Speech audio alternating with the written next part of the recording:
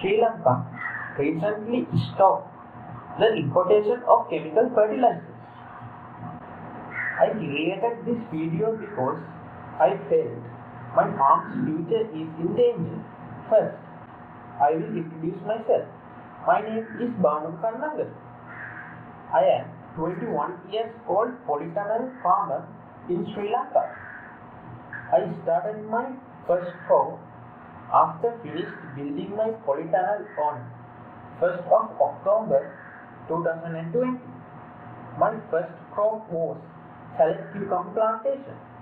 I am currently growing capsicum annuum as my second plantation.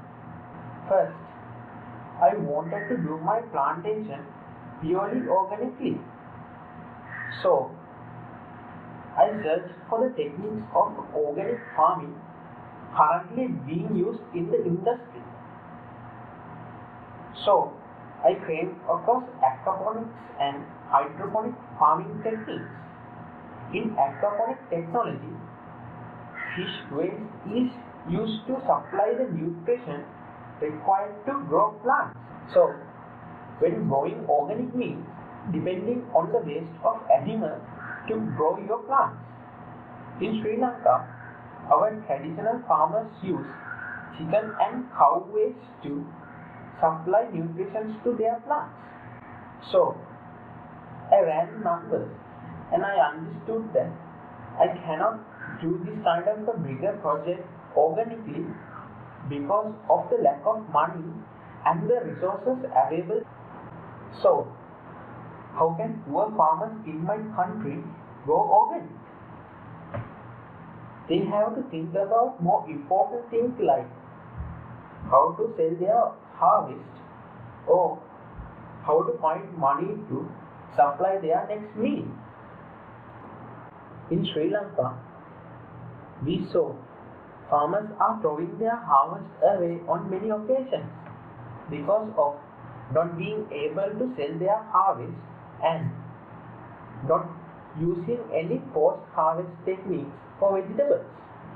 It is because of not knowing about the existence of such techniques.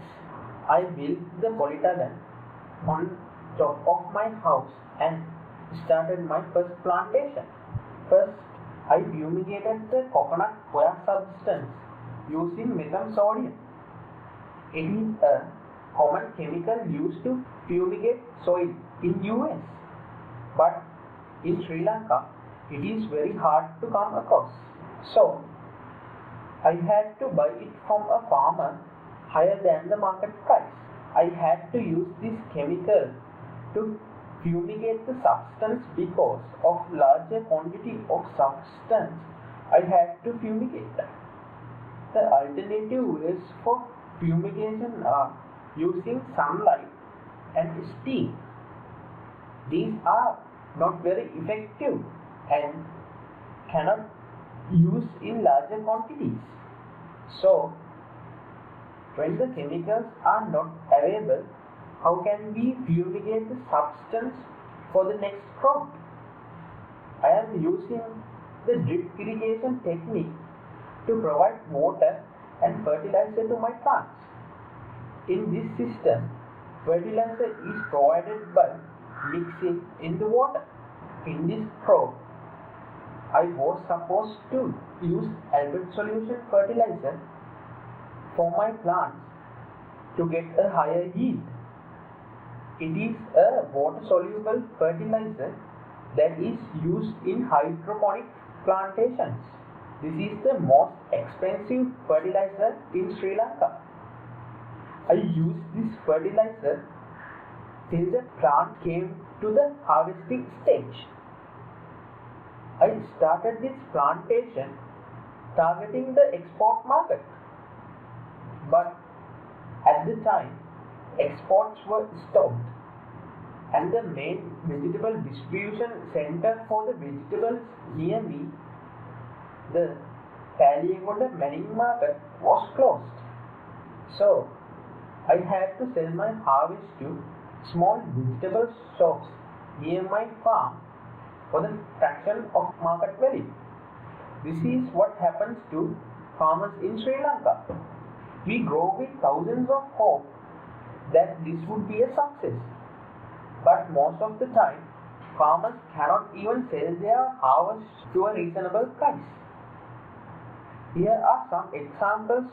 Over time, in many occasions, they even had to throw away their harvest and burn down their crops to reduce cost. In polytunnels, we use anti-pest net to prevent pests from entering the polytunnel. The first thing I learned about this plantation is that you cannot successfully prevent pests from entering the polytunnel using just the anti-pest net. You must use a pesticide inside the polytunnel to kill the pest inside, or you will end up losing the whole crop to the pests. You can see that even if I have the anti-pest net installed and used pesticides according to the rules, there were many pest attacks noticed on the plantation. We only have organic pest repellents in Sri Lanka. How can I and my fellow farmers in Sri Lanka acquire higher knowledge of bioengineered technology to repel pests? The second thing I learned from this plantation is that how careful you were, you cannot prevent fungal infections from entering polytunnels under normal conditions. I said under normal conditions because there are many expensive options we can add to control the temperature and humidity inside the polytunnel to prevent this kind of things. But how can a small scale farmer like me find the money to install such technologies?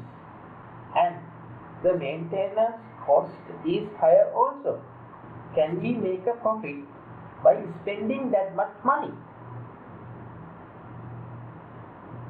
The third thing is the technology required to maintain this kind of higher farming technique is very expensive and rare in Sri Lanka.